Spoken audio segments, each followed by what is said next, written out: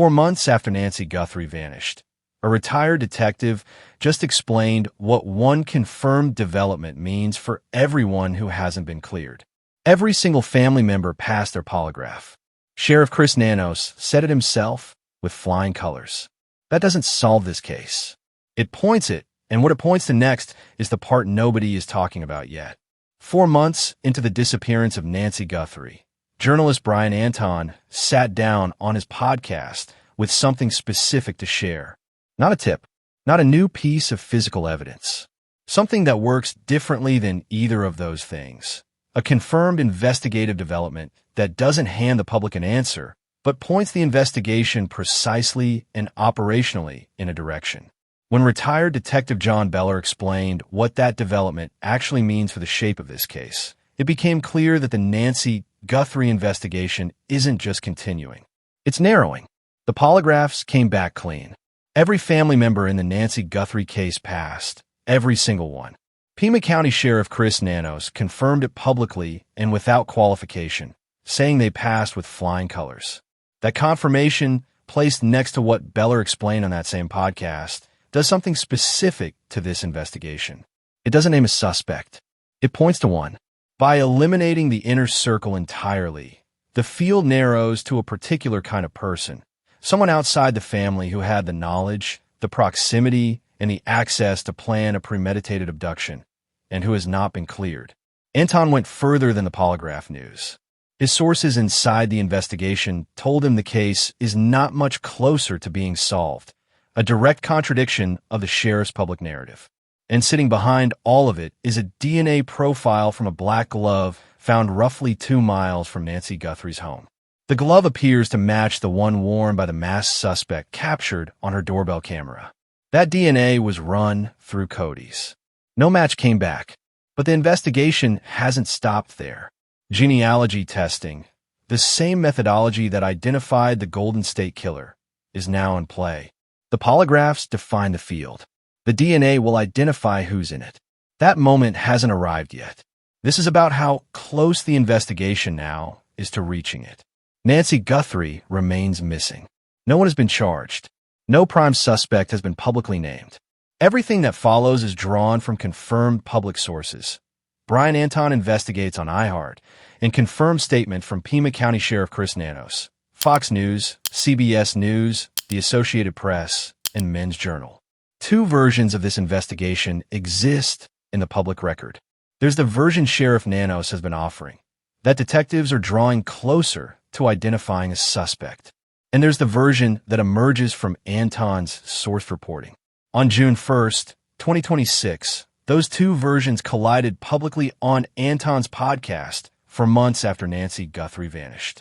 Anton isn't an analyst offering opinions from a distance. He's a reporter with established contacts inside the investigation, and what those contacts told him directly contradicted what the sheriff has been saying.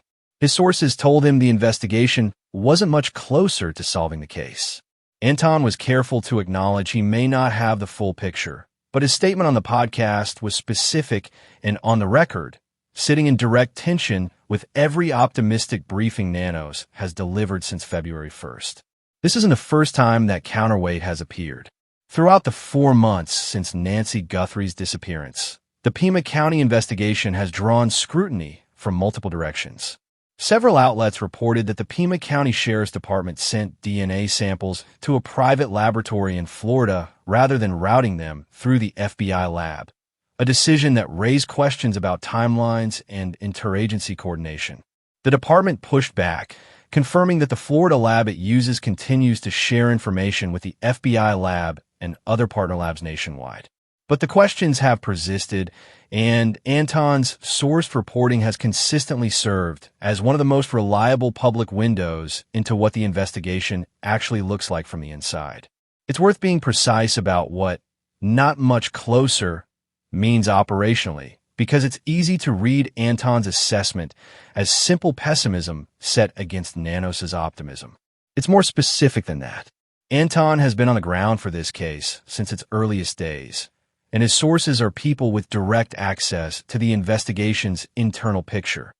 Not the public-facing narrative, but the operational reality underneath it. When those sources describe the case as not much closer, they're describing an investigation that hasn't yet connected the forensic material to a confirmed suspect. Not an investigation that has failed, but one that hasn't yet succeeded. Those are different things. And with active forensic work in progress, the distance between them is exactly the gap that DNA analysis and genealogy testing are designed to close. What makes the June 1st episode significant isn't only what Anton said about the pace of progress, though that contradiction with the official narrative is itself notable and documented. It's who he brought in to explain what the confirmed developments actually mean. The polygraph clearance of Nancy Guthrie's family is the kind of development that sounds simple in a headline. Family cleared, and is, in operational terms, far more consequential than any headline captures. That's what Beller was there to explain. The context surrounding that source contradiction matters as much as the contradiction itself. This is not a low-resource, understaffed local case. From earliest days after February 1st, 2026, it drew federal involvement at the highest level. FBI Director Kash Patel released surveillance imagery. Hundreds of investigators were deployed. A task force combining Pima County Sheriff's deputies and FBI agents was assembled. The case drew attention at the highest levels of government, with President Trump stating publicly on Truth Social that he had spoken with Savannah Guthrie and was directing all federal law enforcement resources to be placed at the family's and local law enforcement's complete disposal. Despite all of that, for months in, Anton's source contacts are telling him the case is not much closer to resolution. That gap between the resources deployed and the progress reported is worth sitting with. It's not an indictment of any individual investigator. Abduction cases are among the hardest investigations in law enforcement, especially when the victim has been removed from the scene and forensic evidence, while present, hasn't yet produced a usable profile. But the gap is real, confirmed through source journalism, and it's the backdrop against which the family's polygraph clearance becomes particularly meaningful. If the investigation hasn't dramatically advanced despite those considerable resources, and the family has now been formally cleared through the polygraph process, then the direction the investigation must go isn't just one possible direction. It's the only one that remains. The family is out. The masked man on the doorbell camera hasn't been identified. The glove DNA hasn't matched anyone.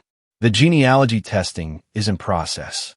And the circle of people with proximity to Nancy Guthrie's life who haven't been cleared is the field investigators must now work through.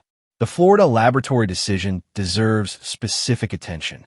When the Pima County Sheriff's Department sent the glove DNA to a private lab in Florida rather than routing it through the FBI laboratory, the decision attracted immediate scrutiny.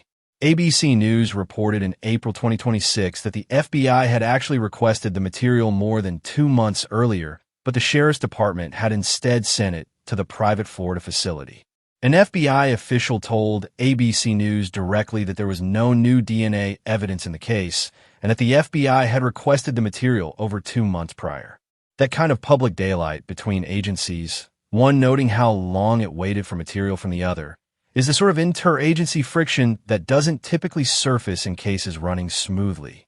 The Sheriff's Department has maintained that the Florida lab continues to share information with the FBI lab and other partner labs across the country, but the timeline of that sharing and whether it caused delays during the most forensically critical months of the investigation remains a legitimate open question. John Beller spent his career as a detective with the Modesto Police Department. He understands polygraphs not as a courtroom concept, but as an investigative tool, how they're used, what they produce, and most importantly, what investigators do next when someone passes. The first thing Beller's expertise clarifies is the thing most people get wrong about polygraphs. They're not truth machines. Polygraph results aren't admissible in court in the United States.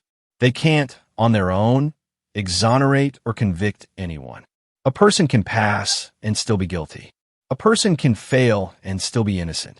The science is contested, and no serious investigator treats a polygraph as the final word on anything. What makes Beller's contribution essential is that he contextualizes what elsewhere means in a case like this one. The clearance of the family doesn't just reduce the number of suspects. It redirects the investigative lens toward a specific kind of person. In a case that was premeditated, planned, and precisely executed, that redirection is extremely pointed. Consider what the polygraph clearance means against the specific profile of this crime, and consider it alongside what Nanos has confirmed publicly about the nature of the abduction itself. Investigators declared Nancy Guthrie's home a crime scene from the first day and concluded immediately that she did not leave voluntarily. Blood on the porch, a tampered camera, belongings left inside, the disconnection of her pacemaker monitoring app, all pointed unmistakably to a forced removal. Nanos said publicly that the evidence at the home suggested Guthrie was taken against her will, likely during the overnight hours. That is the confirmed investigative position, stated from the earliest days of this case. A forced abduction, not a disappearance, carried out by a perpetrator who planned it, executed it, and left forensic traces behind. That level of planning requires information.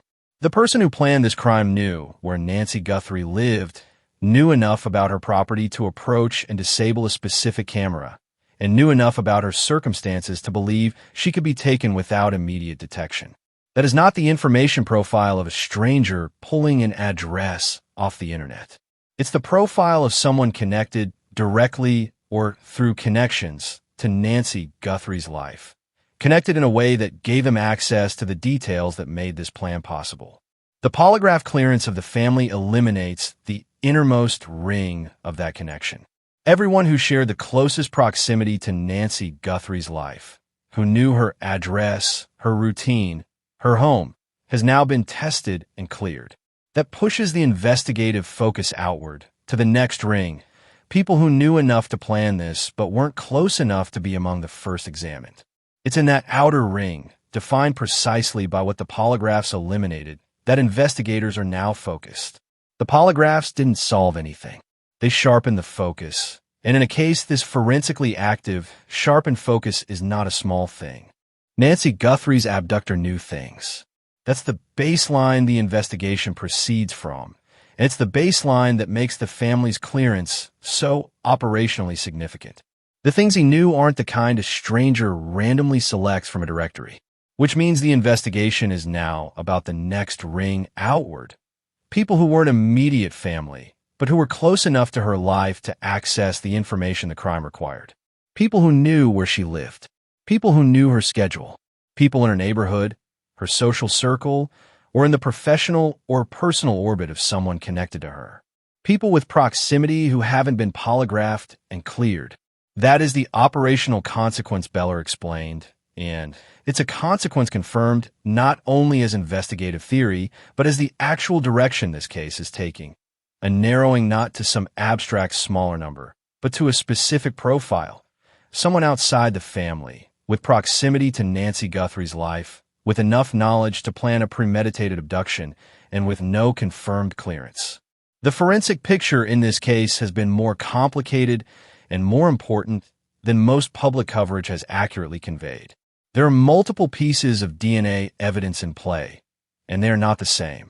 On February 13, 2026, 12 days after Nancy Guthrie disappeared, investigators recovered a black glove roughly 2 miles from her home in the Catalina foothills, found on the side of a road. The FBI stated publicly that the glove appeared to match the gloves worn by the masked suspect seen on Nancy Guthrie's Nest doorbell camera. The same suspect who appeared on that camera weeks before the abduction, scouting the property, and who returned on the morning of February 1st to carry out the crime. Roughly 16 gloves in total were recovered from the surrounding search area, but the FBI distinguished this one clearly as the one matching the surveillance subject.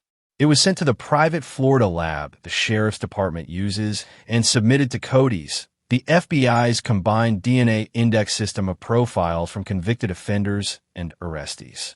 CODIS returned no match. Nanos confirmed this publicly and without ambiguity. The glove DNA was also compared against DNA recovered inside Nancy Guthrie's home. It did not match. 2 comparisons, 2 dead ends, at least in terms of what CODIS and the existing evidence could establish. That's the first forensic thread. The second is separate and was confirmed more recently. A hair sample was recovered from inside Nancy Guthrie's home, distinct from the glove evidence. That hair, along with other DNA material gathered from the property, was sent to the FBI's own laboratory for advanced analysis. Fox News reported in April 2026, citing sources familiar with the investigation, that the FBI had received DNA data from the hair sample. The Pima County Sheriff's Department confirmed its cooperation, reiterating that the Florida lab continues to share information with the FBI lab and other partner labs nationwide.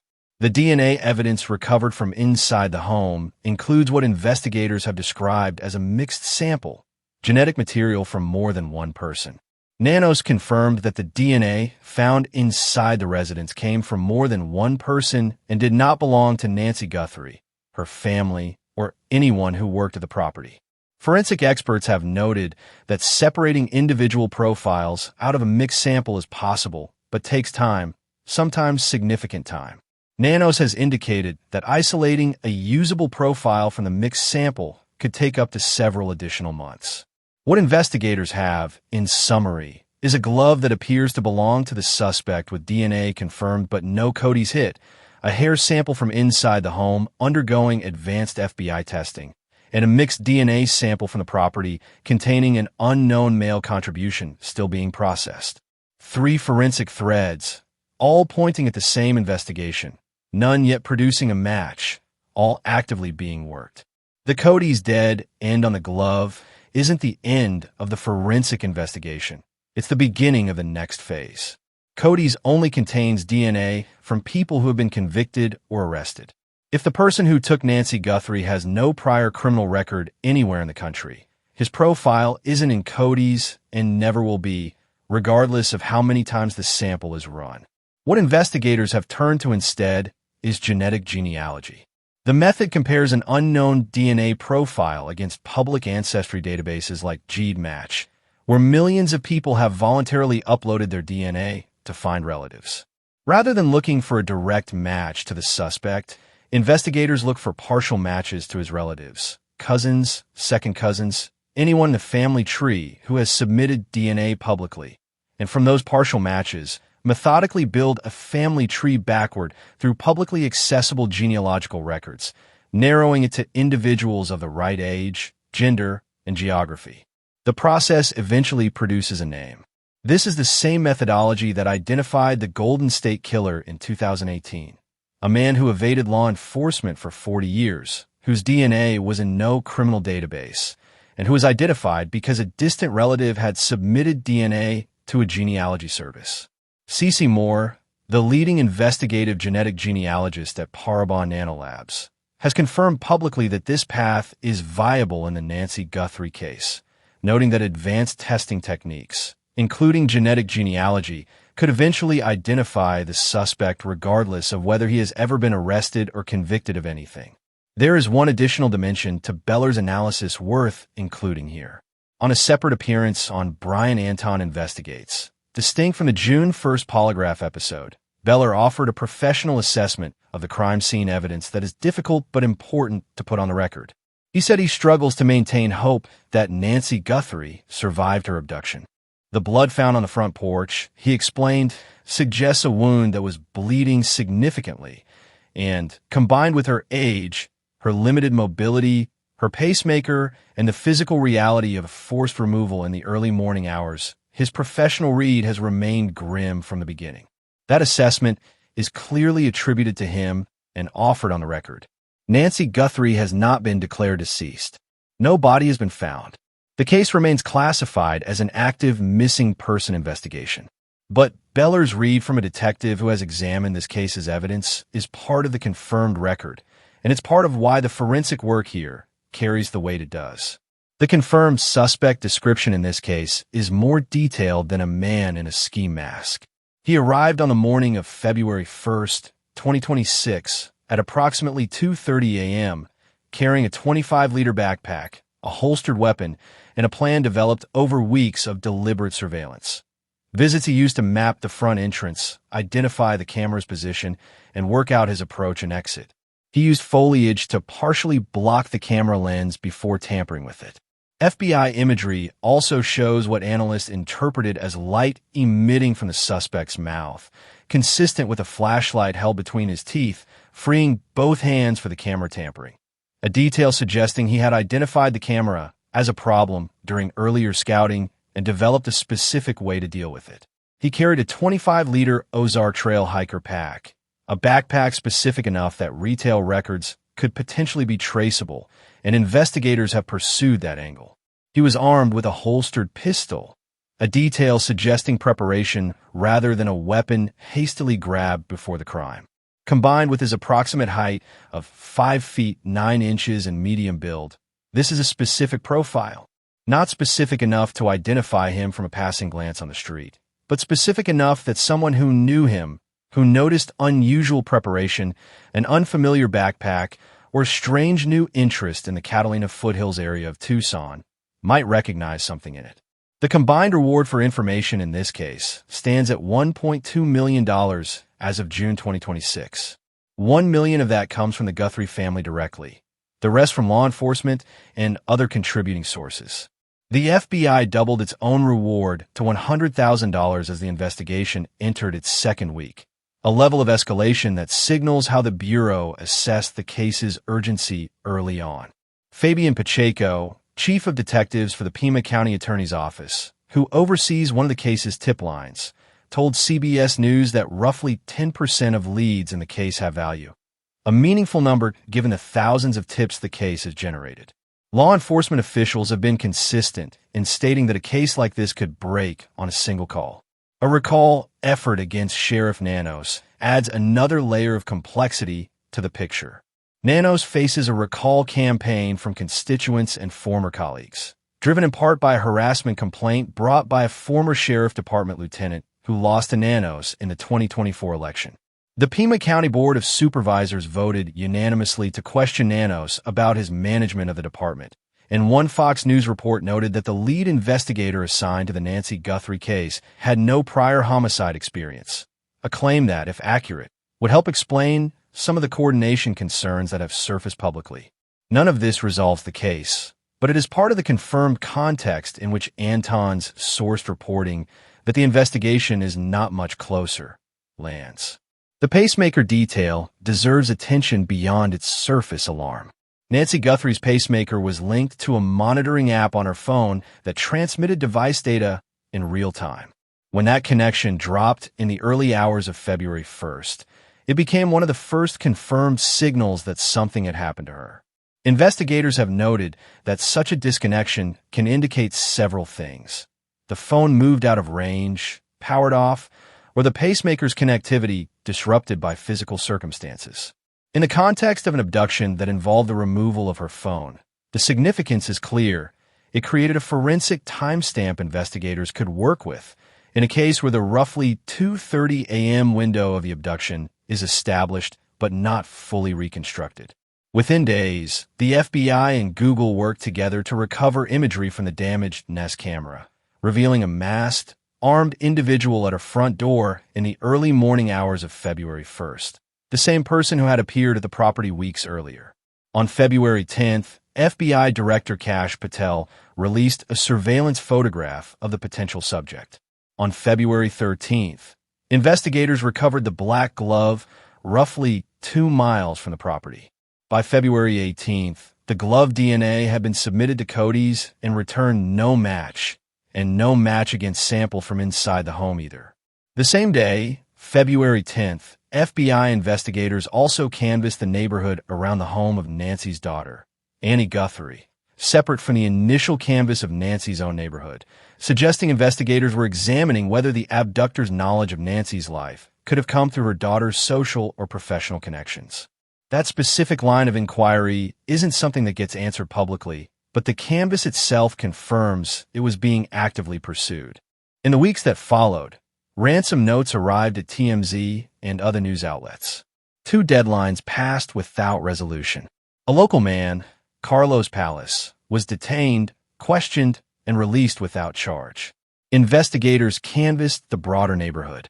The mixed DNA profile from inside the home was identified and sent to the Florida laboratory, and in April 2026 that evidence, including the hair sample, was transferred to the FBI laboratory for advanced testing. Throughout this period, Sheriff Nanos gave periodic public statements suggesting the investigation was making progress and drawing closer to a suspect. Throughout the same period, Anton's source reporting consistently offered a more qualified picture. On June 1, 2026, Anton and Beller sat down together and placed the confirmed developments, the polygraph clearance, the DNA picture, the genealogy path, in the context that makes them legible. The family is cleared, the DNA is in active processing, the methodology that can identify a suspect without a prior criminal record is being applied, and the investigation is pointed. That's the confirmed trajectory of this case across roughly 17 weeks. No arrest, a forensic picture more advanced than most public coverage has accurately represented, in a direction the polygraphs have now confirmed. There's a pattern in high-profile, missing person investigations worth naming directly because it applies here. When an investigation doesn't produce an arrest in the first few weeks, public attention tends to drift. Daily coverage thins. The case becomes a file rather than a breaking story. The community that formed around it, the people who watched the doorbell footage, followed every press conference, tracked every confirmed detail, doesn't disappear, but it gets harder to hold the thread when new developments aren't arriving daily. The June 1st episode is a confirmed development. The polygraph clearance is a confirmed development.